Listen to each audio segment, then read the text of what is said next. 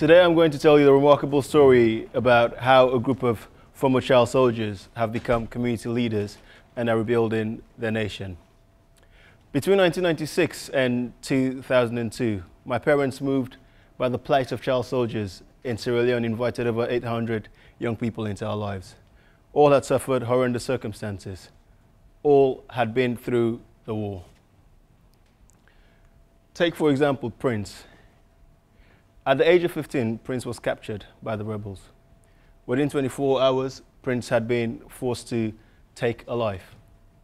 A week later, Prince found himself in a fierce battle where he was trying to escape, but could not from the rebels. Prince stayed with the rebels for about 2 years.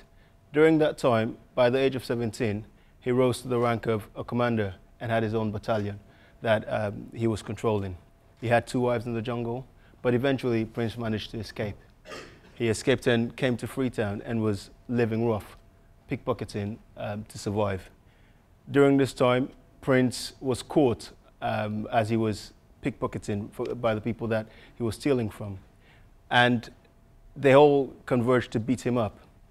Then my father, Richard Cole, came along and managed to negotiate Prince's release into his care. He took Prince to the Nehemiah home, where we had many young people, all having gone through various atrocities, all from varying backgrounds. Some had been child soldiers, some had been caught by the rebels, and some had been orphaned because of the conflict. But my father had this clear sense that these young people were not victims. He had a sense that these young people would be the ones that would rebuild the nation in years to come. He had a vision for them. And that vision he put to practice by loving, caring, and was committed to them. He modeled a sense of responsibility. And everyone who came to the Nehemiah home, all the boys, were given a chore, a responsibility. And from cleaning in the morning to looking after another boy, being responsible for a younger boy. Everyone had a responsibility in the home. But it wasn't just responsibility in the home, in the community, but he looked wider again and demonstrated that to us. And one day, we were living near a displaced camp where about 30,000 people who had lost everything in the conflict, lost their houses, were living. And it wasn't the best place to live. Lives had been disrupted, and there were no schools and other facilities around. So walking through that camp that day, my father came to the compound to the Nehemiah home and just gathered all of us and said, right, we're going to start a school next week. And for us, we kind of thought, well, that's not possible. You know, we don't have classrooms, we don't have books. There are many things that we didn't have. But he felt that there was a need, and we, as a community of people, could gather together and respond to that need.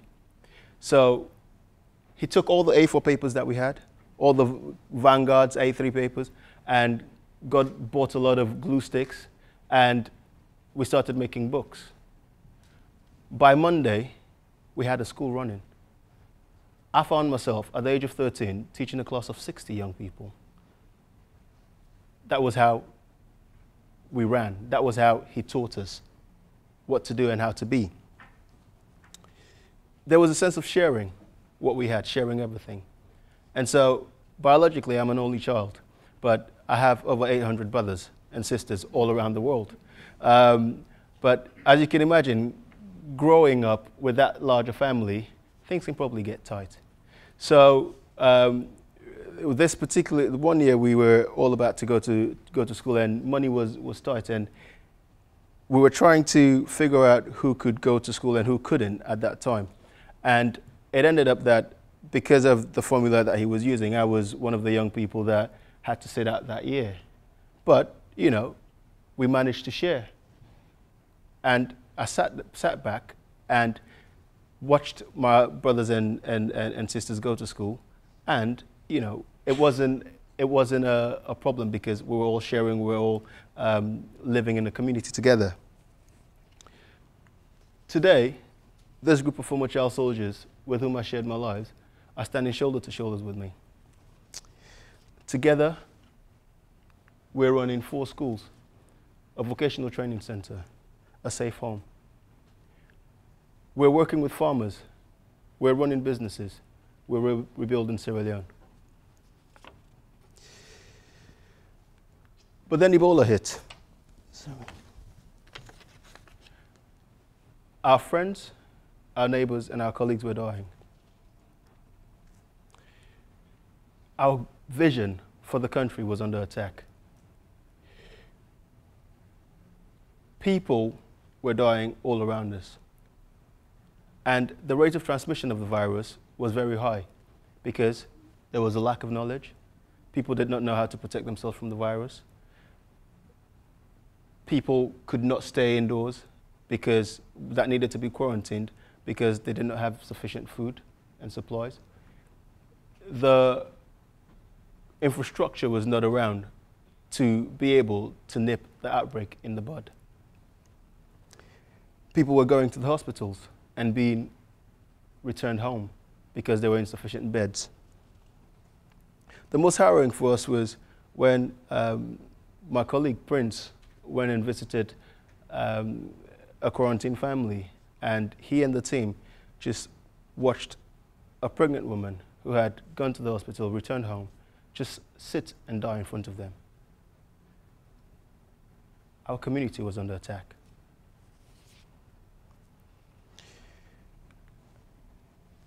Faced with the atrocities of this disease, this group of former child soldiers with whom I shared my life began a second fight. Together, we set up an education program that has served over 70,000 people in the community.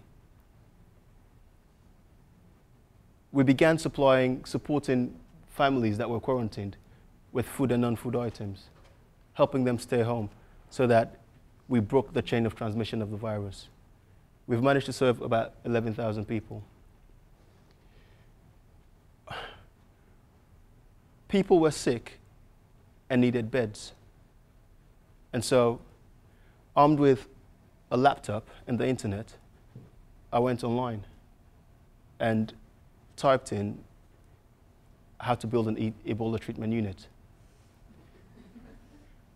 Downloaded a blueprint from the BBC website, and we started building an Ebola treatment center. A couple of months later, we completed it, and help with that came through MedAir and other agencies. And we built a 20-bed Ebola treatment unit, which treated over 200 people during the outbreak. We became part of the National Ebola Response Center, helping the government look at the strategy on how to respond to the virus.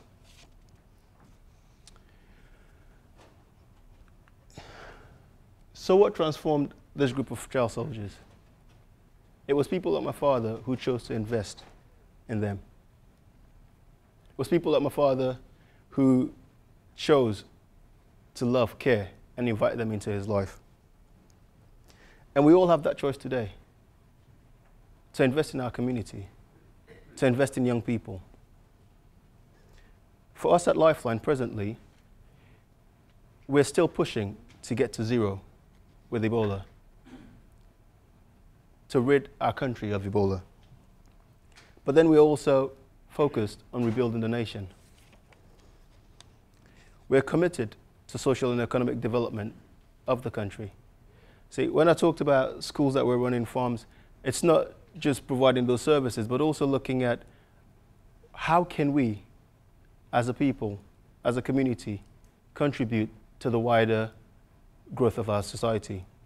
So we're trying innovative programs like the phonics program, piloting it among 6 schools to help the literacy in the country. Our country, about 66% of our people are farmers, but we're going hungry. So we're working with farmers, looking at strategies how we can improve quality and quantity of the yields. We're investing in young people.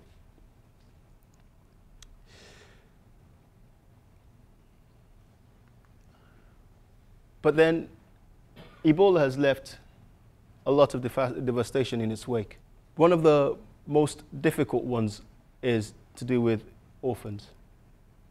Over 15,000 young people have been orphaned by the virus. And there's a picture of Mohammed, who is about 10 years old. Mohammed and his whole family of 5 became sick with the Ebola virus. They were all taken to an Ebola treatment unit. He lost his mother, his father, his brother, and his sister. He was the only survivor in his family. After recovering, Mohammed was brought back home, came back to this one room, a shack where he was living.